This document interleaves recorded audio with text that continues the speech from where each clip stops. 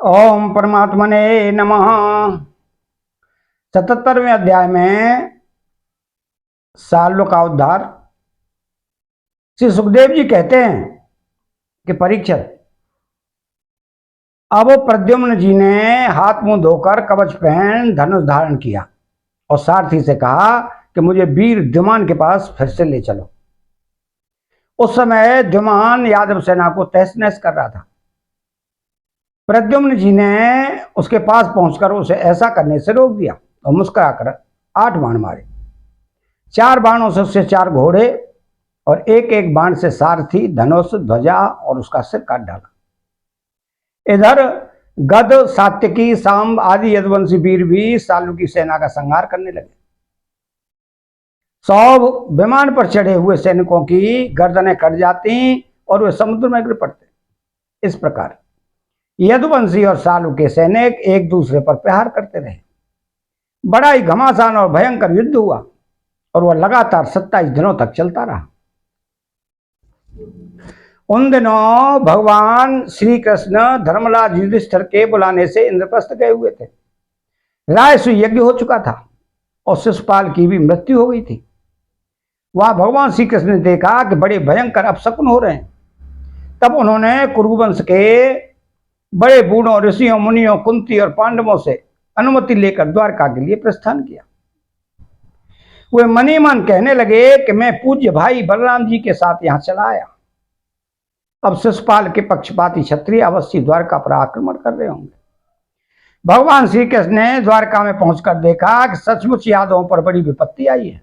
तब उन्होंने बलराम जी को नगर की रक्षा के लिए नियुक्त कर दिया और सौभपति सालों को देखकर अपने सारथी दारुक से कहा कि दारुक, तुम शीघ्र से शीघ्र मेरा रथ सालों के पास ले चलो। देखो, यह सालों गया माया भी है, तो भी तुम तनक भी भय न करना। भगवान की ऐसी आज्ञा पाकर दारुक रथ पर चढ़ गया और उसे सालू की ओर ले चला। भगवान के रथ की ध्वजा गरुड़ चिन्ह से चिन्हित थी। उसे देखकर यदुवंशियों तथा सालू की सेना के लोगों ने युद्ध भूमि में प्रवेश करते ही भगवान को पहचान लिया। परीक्षित, अब तक सालू की सारी सेना प्राय नष्ट हो चुकी थी। भगवान श्री कृष्ण को देखते ही उसने उनके सारथी पर एक बहुत बड़ी शक्ति चलाई। वो शक्ति बड़ा भयंकर शब्द करती हुई आकाश में बड़े वेग से चल रही थी और बहुत बड़े लूक के समान जान पड़ती थी। उसके प्रकाश से दिशाएं चमक उठी थी। उसे सारथी की ओर जाते देख भगवान श्री कृष्ण ने अपने बाणों से उसके सैकड़ों टुकड़े कर दिए। इसके बाद उन्होंने सालू को 16 बाण मारे और उसके विमान को भी, जो आकाश में घूम रहा था, असंख्य बाणों से छलनी कर दिया। ठीक वैसे ही जैसे सूर्य अपनी किरणों से आकाश को भर देता है। साल ने भगवान श्री कृष्ण की बाईं भुजा में, जिसमें सारंग धनुष शोभायमान था, बाण मारा। इससे सारंग धनुष भगवान के हाथ से छूट कर गिर पड़ा। यह एक अद्भुत घटना घट गई। जो लोग आकाश या पृथ्वी से युद्ध देख रहे थे वे बड़े जोर से हाय हाय पुकार उठे। तब साल ने गरज कर भगवान श्री कृष्ण से यूं कहा, मूढ़, तूने हम लोगों के देखते देखते हमारे भाई और सखा शिशुपाल की पत्नी को लिया तथा भरी सभा में जब हमारा मित्र शिशुपाल असावधान था तूने उसे मार डाला। मैं जानता हूं कि तू अपने को अजय मानता है। यदि मेरे सामने ठहर गया तो मैं आज तुझे अपने तीखे बाणों से वहां पहुंचा दूंगा जहां से फिर कोई लौट कर नहीं आता। तो भगवान श्री कृष्ण ने कहा कि रे मंद, तो वृथा ही बहक रहा है। तुझे पता नहीं है कि तेरे सिर पर मौत सवार है। सूरवीर व्यर्थ ही बकवाद नहीं करते, वे अपनी वीरता ही नहीं दिखलाया करते। इस प्रकार कहकर भगवान श्री कृष्ण ने क्रोधित हो अपनी अत्यंत वेगवती और भयंकर गदा से सालों के जंतु स्थान हसली पर प्रहार किया। इस वक्त खून उगलता हुआ कांपने लगा। इधर जब गदा भगवान के पास लौट आई तब साल अंतर ध्यान हो गया। इसके बाद 2 घड़ी बीतते बीतते एक मनुष्य ने भगवान के पास पहुंचकर उनको सिर झुकाकर प्रणाम किया और वो रोता हुआ बोला, मुझे आपकी माता देवकी जी ने भेजा है। उन्होंने कहा है कि अपने पिता के प्रति अत्यंत प्रेम रखने वाले महाभाव श्री कृष्ण साल तुम्हारे पिता को उसी प्रकार बांध कर ले गया है जैसे कोई कसाई पशु को बांध कर ले जाए। यह अप्रिय समाचार सुनकर भगवान श्री कृष्ण मनुष्य से बन गए। उनके मुंह पर कुछ उदासी छा गई। वे साधारण पुरुष के समान अत्यंत करुणा और स्नेह से कहने लगे, क्या हो, मेरे भाई बलराम जी को तो देवता अथवा असुर कोई नहीं जीत सकता। वे सदा सर्वदा सावधान रहते हैं। सालों का बल पौरुष तो अत्यंत अल्प है, फिर भी इसने उन्हें कैसे जीत लिया और कैसे मेरे पिताजी को बांध ले गया। सचमुच प्रारब्ध बहुत बलवान है।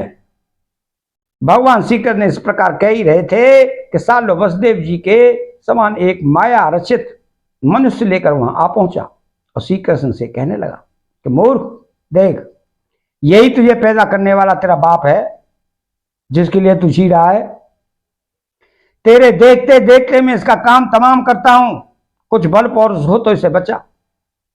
मायावी सालू ने इस प्रकार भगवान को फटकार कर माया रहित रचित वसुदेव का सिर तलवार से काट लिया। उसे लेकर अपने आकाशस्थ विमान पर जा बैठा। परीक्षित, भगवान श्री कृष्ण स्वयं सिद्ध ज्ञान स्वरूप और महान भाव हैं। वे यह घटना देखकर 2 घड़ी के लिए अपने स्वजन वसुदेव जी के प्रति अत्यंत प्रेम होने के कारण साधारण पुरुषों के समान शोक में डूब गए। परंतु फिर वे जान गए कि यह तो सालू की फैलाई हुई आसुरी माया ही है जो उसे मैदानव ने बतलाई थी। भगवान श्री कृष्ण ने युद्ध भूमि में सचेत होकर देखा कि न वहां दूत है न पिता का वह शरीर, जैसे स्वप्न में एक दृश्य दिखकर लुप्त हो गया हो। उधर देखा तो साल वह विमान पर चढ़कर आकाश में विचर रहा है। तब वे उसका वध करने के लिए उद्यत हो गए। प्रिय परीक्षित, इस प्रकार की बात पूर्वापर का विचार न करने वाले कोई ऋषि कहते हैं कि अवश्य ही वे इस बात को भूल जाते हैं कि श्री कृष्ण के संबंध में ऐसा कहना उन्हीं के वचनों के विपरीत है। कहां अज्ञानियों में रहने वाले शोक मोह स्नेह भय तथा कहां वे परिपूर्ण भगवान श्री कृष्ण जिनका ज्ञान विज्ञान और ऐश्वर्य अखंडित है, एक रस है, भला उसमें वैसे भावों की संभावना ही कहां है। बड़े बड़े ऋषि मुनि भगवान श्री कृष्ण के चरण कमलों की सेवा करके आत्मविद्या का भली भांति संपादन करते हैं और उसके द्वारा शरीर आदि में आत्मबुद्धि रूप अनादि अज्ञान को मिटा डालते हैं तथा आत्म संबंधी अनंत ऐश्वर्य प्राप्त करते हैं। उन संतों के परम गति स्वरूप भगवान श्री कृष्ण में भला मोह कैसे हो सकता है। अब साल भगवान श्री कृष्ण पर बड़े उत्साह और वेग से शस्त्रों की वर्षा करने लगा था। अमोघ शक्ति भगवान श्री कृष्ण ने भी अपने बाणों से सालू को घायल कर दिया और उसके कवच धनुष तथा सिर की मणि को छिन्न भिन्न कर दिया। साथ ही गदा की चोट से उसके विमान को भी जर्जर कर दिया। परीक्षित, भगवान श्री कृष्ण के हाथों से चलाई हुई गदा से वह विमान चूर चूर होकर समुद्र में गिर पड़ा। गिरने के पहले ही साल हाथ में गदा लेकर धरती पर कूद पड़ा और सावधान होकर बड़े वेग से भगवान श्री कृष्ण की ओर झपटा। साल को आक्रमण करते देख उन्होंने भाले से गदा के साथ उसका हाथ काट दिया। फिर उसे मार डालने के लिए उन्होंने प्रलयकालीन सूर्य के समान तेजस्वी और अत्यंत अद्भुत सुदर्शन चक्र धारण कर लिया। उस समय उनकी ऐसी शोभा हो रही थी मानो सूर्य के साथ अरुणाचल शोभायमान हो। भगवान श्री कृष्ण ने उस चक्र से परम मायावी साल का कुंडल किरीट सहित सिर धड़ से अलग कर दिया, ठीक वैसे ही जैसे इंद्र ने वज्र से वृत्तासुर का सिर काट डाला था। उस समय सालू के सैनिक अत्यंत दुख से हाय हाय चिल्ला उठे। परीक्षित, जब पापी सालू मर गया और उसका विमान भी गदा के प्रहार से चूर चूर हो गया, तब देवता लोग आकाश में दुंदुभियां बजाने लगे। ठीक इसी समय दंतवक्र अपने मित्र शिशुपाल आदि का बदला लेने के लिए अत्यंत क्रोधित होकर आ पहुंचा।